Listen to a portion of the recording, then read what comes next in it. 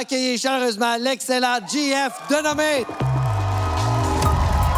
Je m'appelle JF Denomé, j'ai 31 ans, je viens de Montréal, je fais de l'humour depuis que j'ai 16 ans, puis on dit sur moi que je paye des shots. Je pense que j'ai gâché la vie de plusieurs humoristes en leur payant des shots après un show.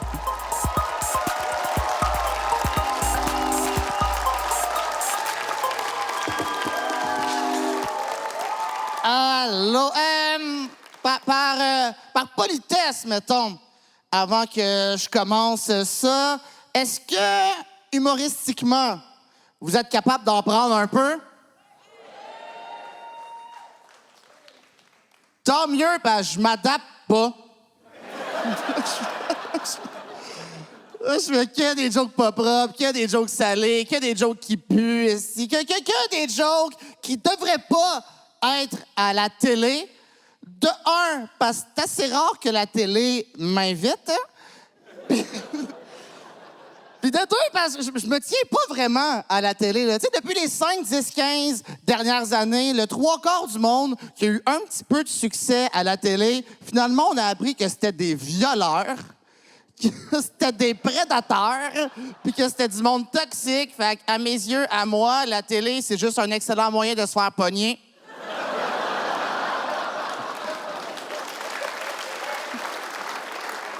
Puis je peux pas me permettre ça, là, Chris. Je sais de quoi j'ai l'air, là. J'ai l'air d'un tueur, mais j'ai un teint de cadavre, là. Je suis conscient que j'ai l'air d'avoir un problème de drogue dure. Puis le pire, c'est que je consomme même pas de drogue dure tant que ça. C'est vrai, je suis pas si pire. J'ai vu une madame l'autre fois, elle était allumée, là. Elle m'approche, puis elle était comme... J'étais comme, Chris, ça va, madame? Elle était comme, ça fait 54 heures, j'ai pas dormi. J'étais comme, OK, mais ça, c'est pas à moi qu'il faut que tu dises ça, là. Va à l'hôpital, là, ils vont t'engager. Ils vont.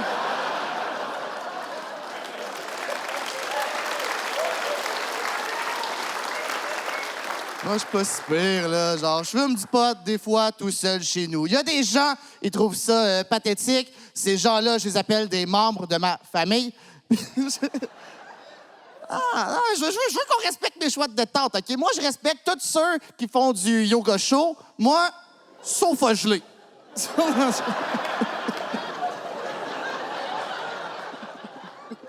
suis pas super. Là, j'ai 31 ans. Je fais un peu d'introspection sur moi, quand même, parce que j'ai 31 ans, puis j'ai constaté que mon activité d'adulte préférée, c'est faire l'épicerie. Complètement défoncé. Hey, si tu fumes pas du pot, commence à fumer du pot juste pour aller à l'épicerie, là. C'est malade, là. Moi, c'est plus faire l'épicerie, c'est une aventure, là. Je me ramasse dans l'allée des épices, je me prends pour Christophe Colomb, je suis un conquérant. Puis je suis toujours à l'épicerie à des heures qui ont vraiment pas rapport, puis la madame à la caisse est jamais partante avec mon projet. Elle est tout le temps super fâchée, je vois gelée. Tu sais, moi, j'arrive là, j'ai une baguette, j'ai du curcuma. Elle est comme, ouais, ça sent le pot. Je suis comme, ouais, c'est moi. Puis je sais que qu'est-ce qui la fâche, c'est que je plaide coupable avec une absence totale de culpabilité. Je juge pas que c'est grave être gelé à l'épicerie, là. Je suis pas en train de frapper un bénévole gentil d'en face, là. Juste, j'achète du poivre, j'ai des petits yeux. Laisse-moi tranquille. Mais elle m'attaque. Elle m'attaque! L'autre fois, elle m'a dit, j'imagine, t'as pas tes sacs. J'étais comme, ben non.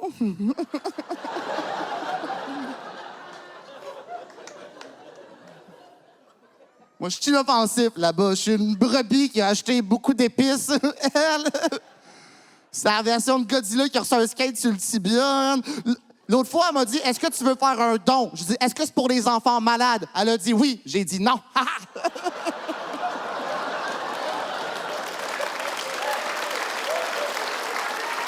ouais.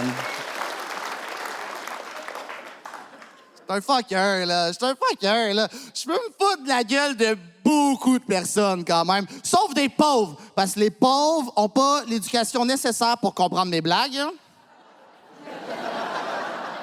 Je peux rire de tout le monde. De tout le monde. Sauf des riches. Parce que les riches ont trop d'éducation pour apprécier mes blagues. Hein? Fait qu'il me reste la classe moyenne. Vous êtes magique, la classe moyenne. En fait, semblant d'aimer vos vies, semblant d'aimer vos jobs, semblant d'aimer vos proches, mais vous souffrez toutes de dépression, de solitude, puis vous payez quelqu'un d'autre pour vous faire rire, puis ça, c'est ma tasse de thé.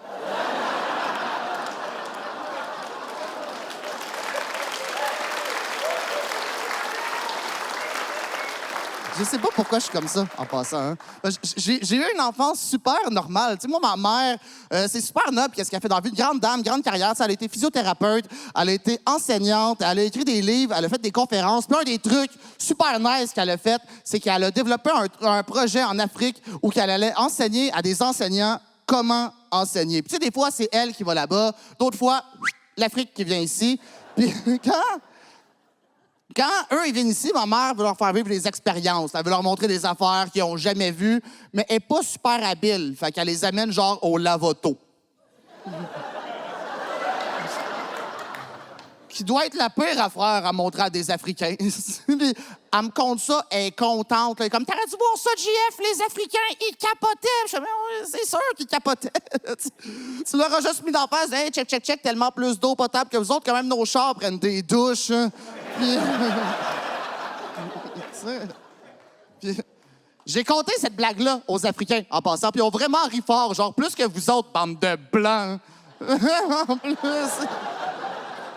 C'est avec eux autres que j'ai les plus gros fous rires sur les différences culturelles. Là. On est allé au centre d'achat lancer des pièces de monnaie dans une fontaine. Puis il était comme, pourquoi on fait ça? Puis j'étais comme, ben ça, c'est pour faire un vœu.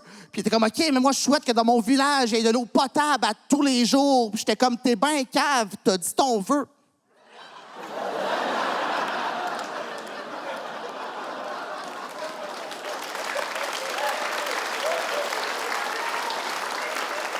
Ça passera pas, hein? Je me sens pas mal de faire des blagues raciales, moi, dans la vie. Zéro mal de ça. Parce que j'ai déjà été victime de racisme. Personne me croit jamais. On croit jamais les vraies victimes. Non, je t'explique, OK? Je travaillais dans un resto halal, OK? J'étais le seul blanc québécois de souche, pure laine, qui travaillait là. Je travaillais qu'avec des musulmans, que des gens des Émirats arabes, que des Maghrébins. Je suis le seul et unique employé qui s'est fait traiter de style arabe. Il y a une madame, elle rentre là, elle marche tout croche, elle bave. Moi, je suis certain que quelqu'un a brassé un 4 puis elle est sortie du jeu de Jumanji. OK, là, Chris, là?